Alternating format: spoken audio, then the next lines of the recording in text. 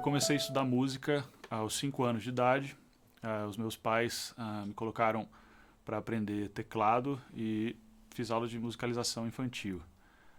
Eu estudei durante 2 ou 3 anos, depois eu parei com a música e voltei a me interessar por ela aos 12 ou 13 anos, que foi quando eu comecei a estudar violão clássico com um professor da minha cidade chamado Aparecido Dias dos Santos. Eu estudei com ele durante 1 ano e meio ou 2 anos. É muito curioso lembrar do Aparecido, porque ele era um violonista, ele é um violonista que não teve uma formação acadêmica ou formal no estudo do violão clássico. Ele era um músico completamente autodidata. E o que mais me impressiona ao lembrar daquela época é que o Cido tinha uma didática realmente maravilhosa de ensinar violão e uma técnica muito bem resolvida naquele tempo. Então eu acho que esses meus primeiros anos estudando violão, eu tive muita sorte de ter conhecido o Aparecido e ter aprendido com ele os primeiros passos aí com o violão. Depois desse 1 ano e meio, eu passei a estudar violão sozinho, até que com 16 anos para 17 eu conheci o Maurício Orosco, que é um grande violonista brasileiro. Eu comecei a ter algumas aulas com ele, foram umas 2 ou 3 aulas.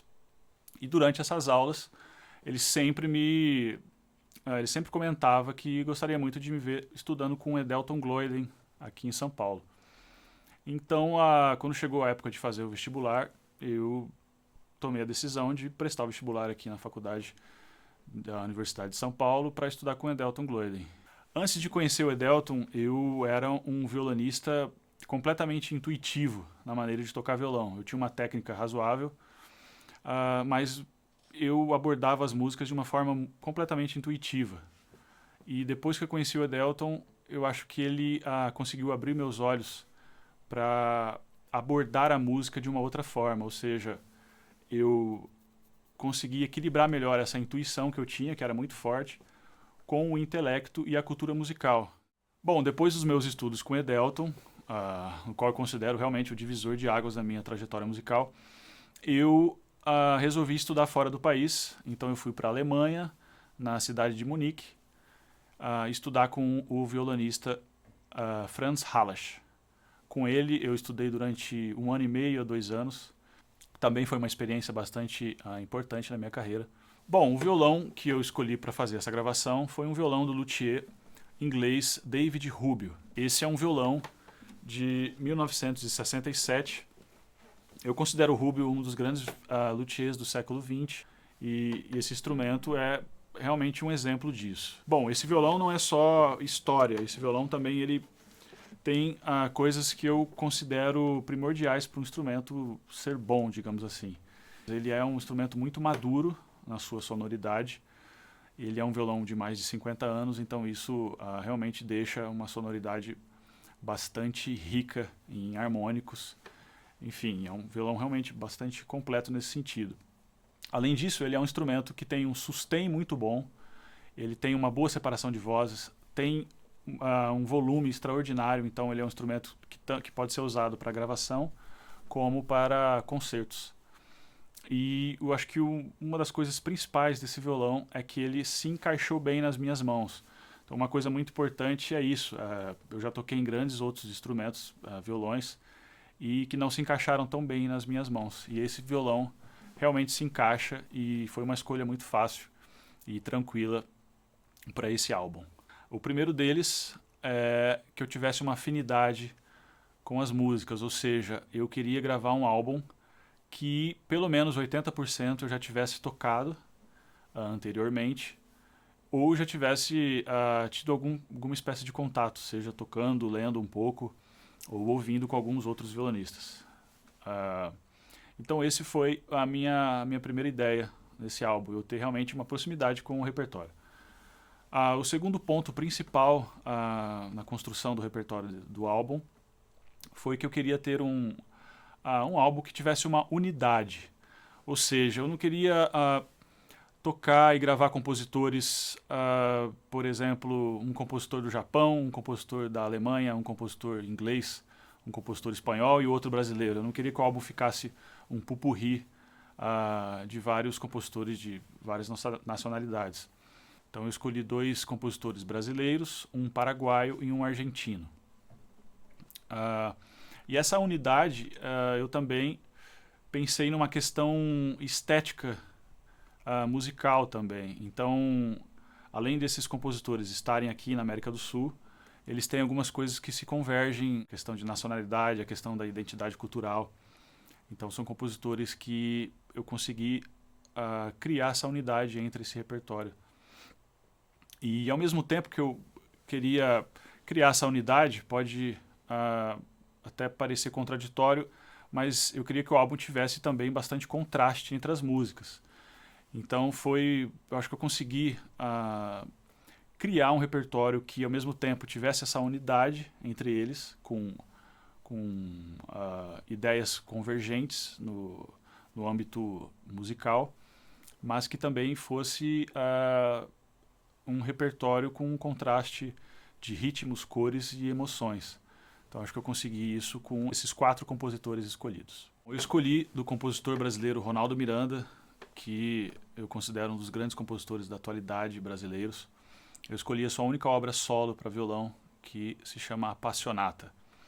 O Ronaldo Miranda compôs essa música na metade dos anos 80 e é uma peça construída de uma maneira tradicional. Ele usou a forma sonata para escrever essa música, mas utilizando de elementos neotonais, como ele gosta de chamar. E a Appassionata é uma peça que eu considero uma das grandes obras da segunda metade do século XX para violão. E é uma peça que traduz muito bem o estilo romântico de Ronaldo Miranda. O Ronaldo Miranda não é um compositor de vanguarda, ele não tem a pretensão de ser, e é um compositor bastante livre, como ele mesmo disse em um debate alguns anos atrás. Ele é um compositor que tem uma técnica bastante apurada, ele é conhecedor das técnicas de composição, de várias correntes estéticas, e ele gosta de sempre adicionar uma dose de emoção às composições dele. Então acho que a Appassionata traduz exatamente isso. Bom, o outro compositor que eu gravei foi Francisco Mignone. O Francisco Mignone é um caso um pouco diferente do Ronaldo Miranda, porque ele nasceu no final do século XIX e e viveu durante todo o século XX compondo. Então ele foi um compositor que foi contemporâneo de toda a complexidade que foi a música no Brasil na primeira metade do século XX. Né? Então ele foi muito amigo de Mário de Andrade, que inclusive eu acredito que foi um dos grandes influenciadores dele. Eu acho que essa questão do Mário de Andrade com o nacionalismo permeou a composição do Francisco Mignone durante toda a sua vida. Obviamente que ele teve um momento que ele partiu para a vanguarda, partiu para compor coisas atonais e dodecafônicas, etc., nos anos 60, mas logo depois ele voltou a compor música nos moldes mais tradicionais, sempre usando elementos de música popular, folclórica.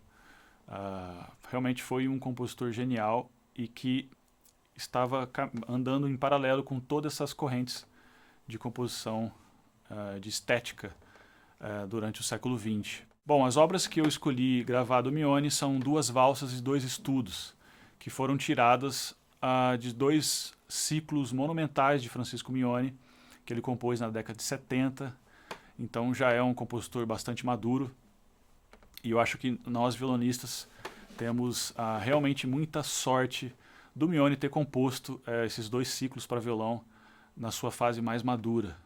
Recentemente teve algumas gravações de integrais desses estudos, dessas valsas, e eu acho que cada vez mais o Mignone vem sendo colocado no mapa do repertório dos violonistas do mundo inteiro. Então essa gravação que eu fiz é uma tentativa também de colocar um pouco mais de luz sobre esse repertório, que precisa realmente ser mais tocado e mais conhecido. Bom, em um disco com compositores sul-americanos, eu não poderia deixar de gravar o grande Agustín Barrios, um compositor paraguaio, nascido no final do século XIX, que, na minha opinião, foi uma força da natureza. Eu escolhi 4 peças do Barrios que mostram um pouco das facetas dele como compositor. A primeira foi Sueno em La Floresta, que eu considero a sua maior obra-prima. Gravei o Júlia Florida, a Valsa número 3 e País de Abanico. E todas elas são bastante contrastantes e mostram, como eu disse, essas facetas do Bairros como compositor. Ele também era um compositor nacionalista e tinha uma identidade cultural fortíssima, assim como os outros compositores que eu escolhi para esse álbum. Outro compositor que eu gravei nesse álbum foi Carlos Guastavino. O Carlos Guastavino foi um dos grandes compositores argentinos do século XX, contemporâneo de Alberto Ginastera e Piazzolla.